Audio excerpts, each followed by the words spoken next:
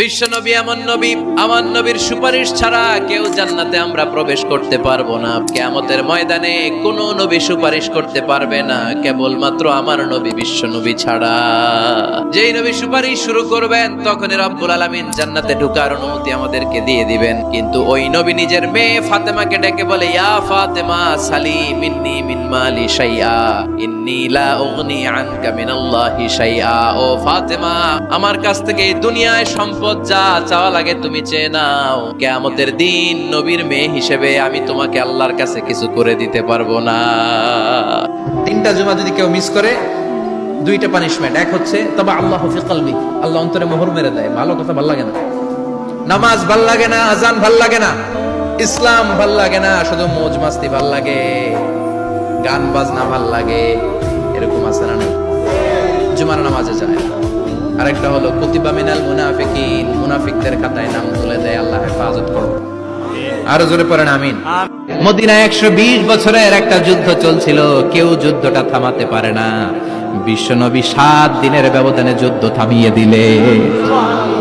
Intellectual capacity, very good mediator. এজন্য বিশ্বনবীর উম্মত যারা, তাদের অভ্যাস হবে ঝগড়া লাগায় দেওয়া যাবে না, মিলায় দিতে হবে, ঠিক কিনা?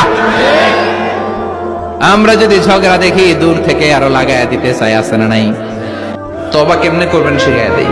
প্রথমে ঘোষণা, আল্লাহ আকাশের নিচে জামিনের উপরে আমার চেয়ে বড় পাপী কেউ নাই। সগীরা কবিরা, জেনে না জেনে, ইচ্ছায় অনিচ্ছায়, শিরকে বেদাতি, শয়তানের ধোকায় পড়ে, নফসের ওয়াসওয়াসায় অনেক পাপ করেছি। আল্লাহ আল্লাহ আমি স্বীকার গেলাম, আমি পাপী, আমার চেয়ে বড় পাপী কেউ নাই। প্রথমে আপনি স্বীকার যাবেন সব। 2 নম্বরে রিপেন্টেন্স আর নাদামা, অনুতপ্ত হবেন, চোখের পানি ছাড়বেন, অনুতপ্ত হবেন, লজ্জিত হবেন। চোখের পানির দৃশ্য দেখে আল্লাহর বড্ড ভালো লাগে, সুবহানাল্লাহ পড়েন। 3 নম্বরে স্টপ, যেই পাপের জন্য তওবা করেছেন স্টপ, অনেক হয়েছে, আর না, থামেন, ওই পাপ কাজ বন্ধ করেন।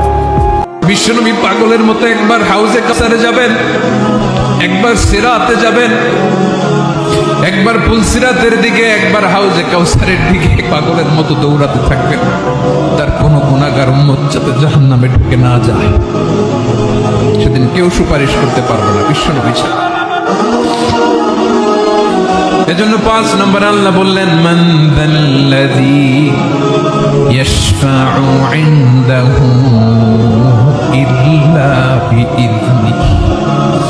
কার সাহস আছে, কার এত বড় বুকের পাটা, কিয়ামতের কঠিন দিন আল্লাহর সামনে দাঁড়িয়ে সুপারিশ করবে? কারো ক্ষমতা, কারো ক্ষমতা নাই। বিশ্বনবী সেদিন সেজদায় পড়ে উম্মতের জন্য কাঁদবেন, সবাই কাঁদবে, নফসি নফসি, আল্লাহ আমারে বাঁচাও, আল্লাহ আমারে বাঁচাও। বিশ্বনবী বলবেন, উম্মতি উম্মতি। বিশ্বনবী আমার জন্য কাঁদবেন, আপনার জন্য কাঁদবেন, আমাদের জন্য সেদিন কেঁদে কেঁদে জাহান্নামের দরজায় দাঁড়িয়ে আমাদেরকে টেনে টেনে জান্নাতে ঢুকাবেন। এজন্য এই বিশ্বনবীর ভালোবাসা যেন আমাদের হৃদয়ে ভরপুর থাকে। আমার ভাইয়েরা, প্রতি শুক্রবার বিশ্বনবীর উপরে বেশি বেশি যেন আমরা দুরূদ পড়ি। আমরা যখন বিশ্বনবীর সালাম দেই, দুরূদ পড়ি, কিয়ামতের দিন সর্বপ্রথম হিসেব নেওয়া হবে নামাজের। নামাজ, বিশ্বনবী ইন্তেকাল করবেন, রূহ বের হয়ে যাচ্ছে, 2-3টা শব্দ বললেন, এর মধ্যে একটা ছিল সালাত। সালাত, উম্মতেরা নামাজ নামাজ। আল্লাহ আমি জানি তোমাকে আল্লাহ বলে ডাকার মতো পবিত্র জবান আমার কাছে নেই, আমি হারিয়ে ফেলেছি। আল্লাহ তোমার কাছে যে চাইবো, ভিক্ষার 2টা হাত যে তুলবো, সেই হাতের পবিত্রতা আমি রক্ষা করতে জানি নাই। মওলা, ব্যর্থতা আমার গুনাহ পাহাড় নয়, আসমান হতে ছুঁয়ে গিয়েছে, কিন্তু আমি তারপরও তোমার দরবারে হাজিরা দিয়েছি, কারণ আমি জানি আমার গুনার বিশালতার চাইতে তোমার রহমতের বিশালতা 1000 গুণ বেশি।